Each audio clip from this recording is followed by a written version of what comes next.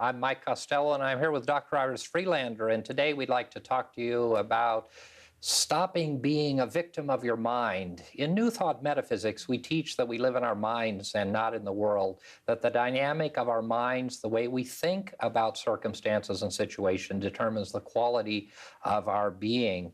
And we really do so often become victims of our mind.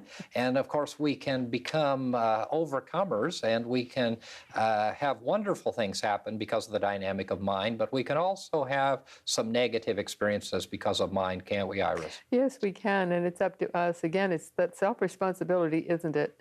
And we have to be responsible not only for the energy we put out around ourselves, but also how we affect others. And sometimes we have to consciously bring our consciousness up so that we're not a downer for other people, because that's not being fair to just be a drag for other people to handle. And also, we have that responsibility to ourselves. And when and all of life is a state of mind.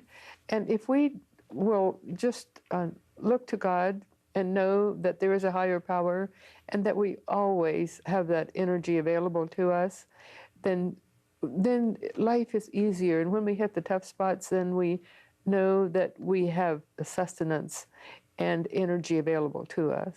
Absolutely. So often we spend time, again, in our counseling and also in the spiritual center, talking about the fact with people about the fact that life is going to be filled with good times and bad times. And some way we've gotten it into our hearts and our minds that if we just do something, if we behave or if we have faith or if we do certain things, that life's going to be just fine. And life really is fine, but the truth is that in the midst of our life experiences, there are going to be challenges and there are going to be difficulties. And we know that the challenges and difficulties really bring us lessons and opportunities for growth. We also have the challenge of letting go of the hurts and the pains of the past. And that's not at all saying to forget about it, and it's not saying that we detach from it completely, but that we allow the dynamic of our mind. And so often in our spiritual work, we talk about the importance of understanding that we are mind, body, spirit. And of course, in New Thought metaphysics, we spend a lot of time talking about the interrelationship between mind, body, and spirit and the value of that. And so as we understand that dynamic, we realize that life is going to be filled with challenges. And no matter what we do, or no matter who we are, or no matter how much money we have, or no matter how good we are, things are going to happen to us, and experiences are going to come into our lives. And that is really a part of the human condition, which allows the spiritual dimension to be lived out in this human experience that we have. Yes, and that's the answer, that if we have a spiritual dimension to our lives, then we can face anything that comes our way far more ably and with greater equilibrium. And we each owe it to ourselves to have that spiritual dimension in our lives. And it doesn't mean religiosity or churchianity.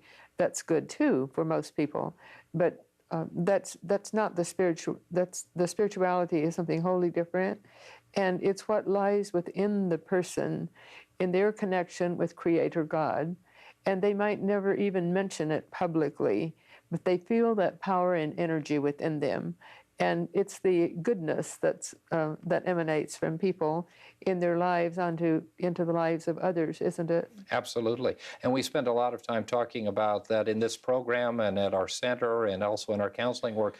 We never talk about anyone changing their faith tradition. We're certainly not about that. We think every faith has value, and we are respectful and tolerant of all faith traditions. But what we are talking about is understanding the spiritual dimension in relationship to the physical and spiritual relationship that we have as persons. And then, of course, in our work, outside of the church and inside the church, we believe in the dynamic of mind and the importance of mind and thought. And so we're never talking about trying to convert anyone to another religion, but we are talking about encouraging people to have a spiritual dimension, whatever that is in their lives. And so the principles that we talk about and that we share are always universal and are non-judgmental with respect to creed, and that's an important aspect that we need to say. But that reality of having some spiritual dimension, some acknowledgement of the spiritual reality within each one of us, and honoring that in ourselves and other people, and allowing others to be where they are, and allowing ourselves to be where we are, and to know that that spirituality connects with our humanness, and that brings us to be the whole persons that we are. And then we wrap that into the way that our minds operate. And when we put that all together, regardless of where we come from a religious standpoint, we're able to empower ourselves and those around us. We're able to live lives of tolerance and acceptance. We're able to let go of judgment, and we're able to let go of the hurts of the past, and we're able not to damage or hurt other persons. Yeah. Yes, and that is very important, that we not damage other persons, and that we are an asset in the lives of others. And we're an asset in the lives of others when we value them as human beings, regardless of who and what they are. And it makes life so more like heaven on earth when more and more people are living in that way. And personally, I think the consciousness of mankind has risen, it's higher, and that more and more people are becoming more desirable in their attitude toward others. And I know we have, God forbid, wars throughout the earth, and there's trouble spots throughout the earth, and there's trouble spots in the various cities. But overall, I think life has become better, more beautiful and bright, and more highly spiritual throughout the earth. Don't you think so? Absolutely. And I think it is in fashion to talk about how bad things are, but that's always been. And the fact is that there are negative experiences and there is negative behavior, but the reality is that the presence and power of God and the divine is good and only good, and that permeates all that is. And so as we're able to encourage people to embrace the good in life and to see the good in life, then behaviors change, and thoughts change, and communities change, and families change, and individual lives change. And that's really what we're about. That's what our work is about, both within the fellowship and within our counseling work. And it's very, very important that we understand that we can be victimized by our minds. Mm-hmm. And we say on a spiritual level, and certainly many people in the West are very attuned to Christian thought, and that the kingdom teaching is about attuning ourselves to the presence and the power of God. And of course, we know people who are very scripturally based understand that the whole issue of the kingdom and where it is, well, it's in the midst of where we are. That's the teaching. That's what Christ said. That's what we're led. That's what we lead others to believe as well. That the kingdom is in the midst of where we are. And so, just as you said, heaven is a state of consciousness as well as a place. It may very well be a place, and that's an important aspect to some people in their spiritual dimension. But as human persons, it's important that we all embrace the concept that heaven in a consciousness level and at the mind level is a state of consciousness into which we can move. And if we move into that heavenly state of consciousness, and if we move through that kingdom teaching that we understand and that we have learned, then we are able to think in a different way, and then behave in a different way, and then see others in a different way, and then relate to God in a different way. And so we see that as being very universal, very transpersonal, very interfaith, if you will. And we see that as really being a strengthening and empowering reality of life. Yes, and if we live the life and speak the word, regardless of who or what we are, and fully believe the kingdom of heaven is within, then it affects our mind, it affects our mindset, it affects the way we think about others. Because, and that's a very lovely thought, the kingdom of heaven lies within.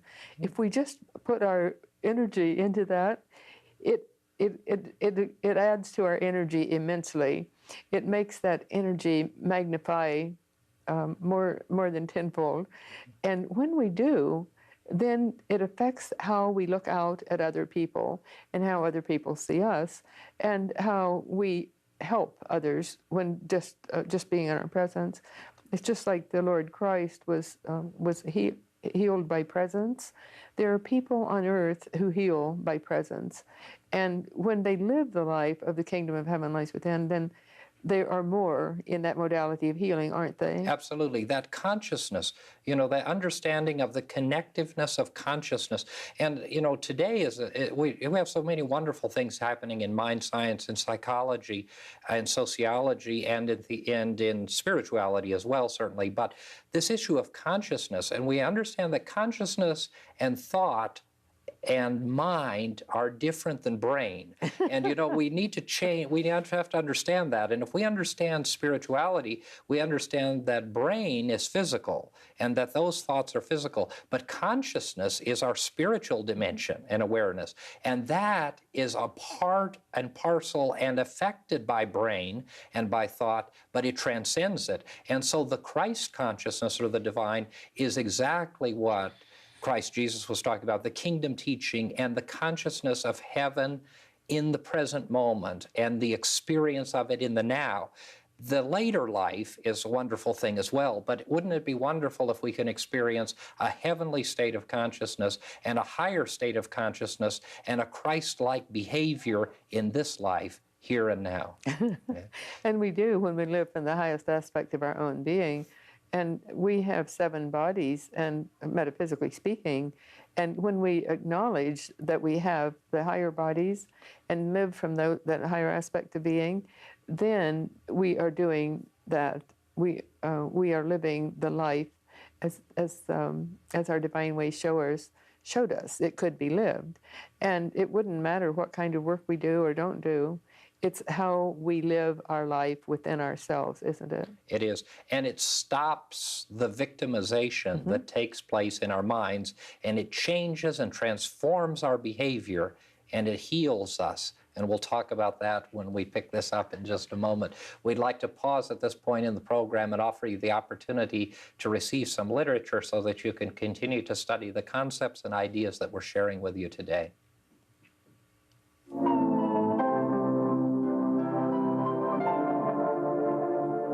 Like to offer you the opportunity to receive one of these free booklets to further your understanding of the New Thought message of confident living.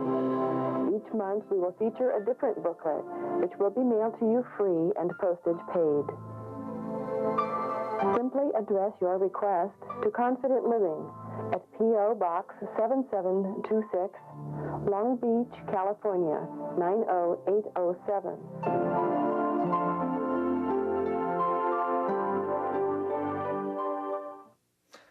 Our minds can hurt us, can't they? And you and I know very well from our counseling work, people come in immense pain because of their mental anguish. And we know about mental illness. And we're not talking now about clinical mental illness, although that's a tragic thing and certainly has physiological implications. But we're talking about the kinds of agonies and pains that are caused because of the way that we think and the dynamic of our mind, just from the pains and the sufferings of daily life, and the idea and the feeling that we're separated from others, or that we're separated from God, that people have done things or said things, and so often we're unwilling to let go of those. And I tell the story all the time of the lady who came for a counseling session about her divorce, and she had gone through 2 or 3 sessions, and it became clear to me in about the 3rd session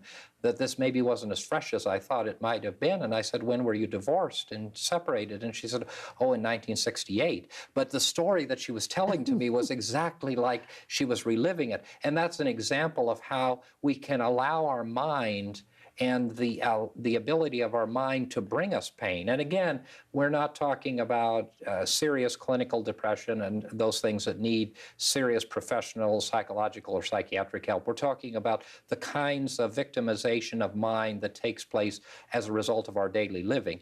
And also the spiritual value that can come into this dimension to bring healing in this place. In this woman's case, we worked very closely with her from a psychological and from a spiritual standpoint to begin to allow her to let go of the hate that she felt for her husband of so many years ago.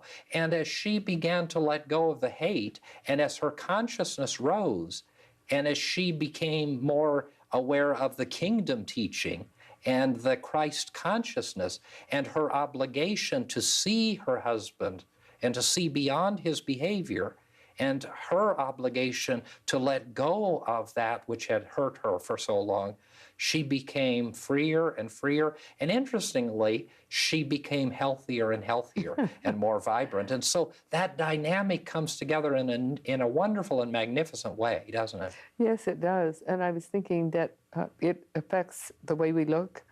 It affects the expression on our face. It affects the way we stand and walk and move. And it affects the way we do whatever it is we do. And so one thing that we could tell our audience, the secret of it is keeping the consciousness in present time. If we keep our consciousness in present time, we're not bowed down with old hurts. We don't have old grievances still gnawing at us. We've put them aside and put them behind us. And that's not said callously, it's said lovingly, because when we do, then we can function as a whole person, just as if we borrow trouble from the future and we worry. Those people who take great pride in their great capacity to worry, I feel sorry for, because they're borrowing trouble, and it might never come to pass, but they're robbing themselves of the present moment, the joy and beauty and love and happiness that can come from just being in the present moment. So the advice would be to keep our consciousness in present time, to not hassle the past, and to not worry about the future, wouldn't it? Absolutely. And so often that future thought is self-fulfilling prophecy. Mm-hmm. And just a simple thing. I just think as you were speaking about people who say, if someone calls and says, would you like to go to a party? Would you like to go to this place or that place? And someone responds immediately by saying, no, I don't want to go there because when I go there, I always have a terrible time. Well, all right. You know what's going to happen? They're going to go there and they're going to have a terrible time because the dynamic of their mind has created that. And we know that thoughts create things. Mm-hmm. And so this propensity, and that's the wonderful, we are wonderfully made, and our mind is such a wonderful tool for us to be empowered and strengthened. And the consciousness that we have and the ability that we have is so limitless. And if we would only learn to embrace those positive aspects of life and experience, we'd be far better off. And I think another thing that we could share with our viewers is just looking, self-evaluation. We talk a lot about meditation. We won't have time to do that today, but meditation and prayer. But we also talk a lot about self-evaluation and introspection. And that's not it doesn't have to be a clinical thing, and it doesn't even have to be a pastoral thing. It has to do with just looking at how it is we look at life. And we can all do it. And how do we look at life? And we can tell a viewer, every one of us can say, do I see life as a positive, uplifting experience, or do I see it as a negative and defeating experience? Do I see my life as something worth living, or do I see my life as a drudgery? And we can begin to see the dynamic of how our mind is operating and whether or not we are a victim of our minds. And if we are indeed a victim of our minds, that victimization of mind is probably going deeper and goes even deeper than the mind sciences and the psychology, but goes into our spiritual dimension. And over again, we've seen that to be true. So people who tend to be negative, and that's just a very simple barometer, if we're negative people, then we're going to be victims, and we're going to be victimized again and again. And all we have to do is say to ourselves, how do I see myself? How do I see my life? How do I see the world? And in most cases, we're going to begin to see how that person sees God, and how that person sees life, and how that person sees the future. And all of those things come together to either make us victims or making us victorious overcomers in this whole process of life, which is really an exciting experience. And all of us are going to have negative feelings and expressions, and I want to say that too. So we don't ever want to say that. You know, so often people will say to me, oh, Mike, you shouldn't say that because you said so-and-so. Well, I get the same feelings that anybody else gets. And so none of us are immune to it. And you and I and all of us have to face that reality. But we can overcome this victimization. And our minds don't have to be the way, and our thoughts don't have to be the way they have been. And our relationship with life and God and others don't have to be the way that they have been in the past. And if they aren't good, and if they aren't grand, and if they aren't wonderful, change the way that you're thinking. You know, we change our clothes, we change our underwear, we change everything, but we don't change our minds. You know? Too often, and some people take great pride in the fact that they don't. I have a friend, she's dead now, but she used to say, I never changed my mind.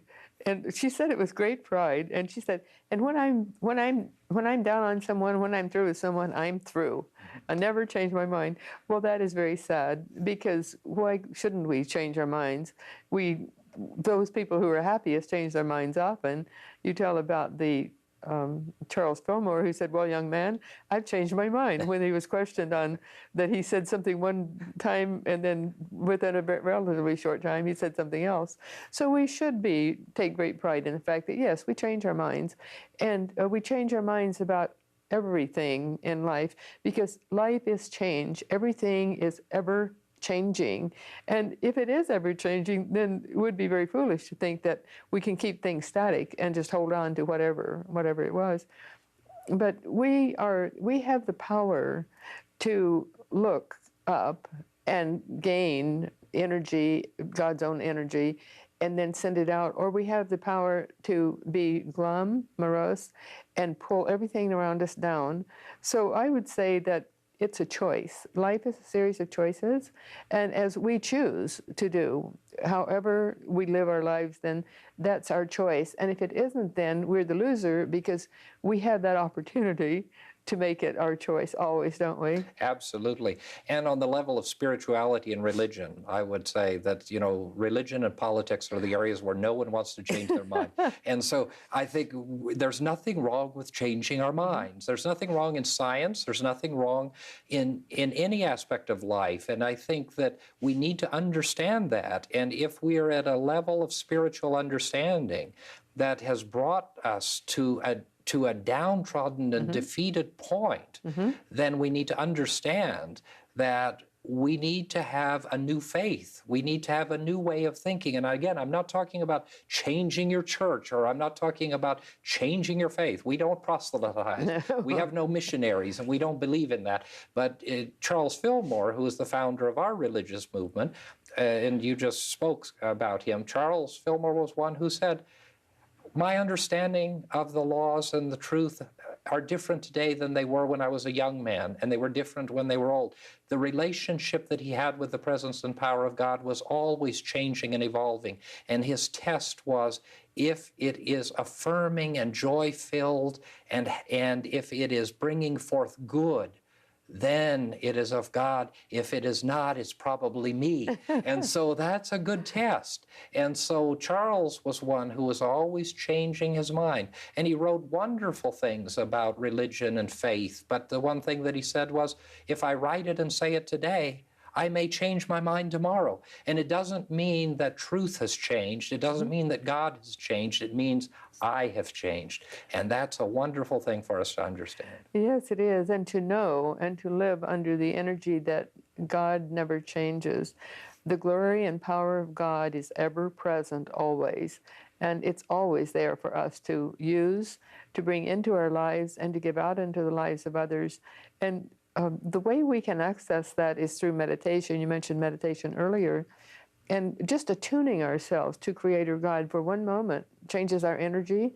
And that's been proven in the laboratory that it changes our endorphin level. And so we can listen, and meditation is listening to God. So certainly it's good to pray, but it's even, and particularly if our prayers are prayers of gratitude and praise, but it's wonderful to be able to just hear the voice of God through meditation.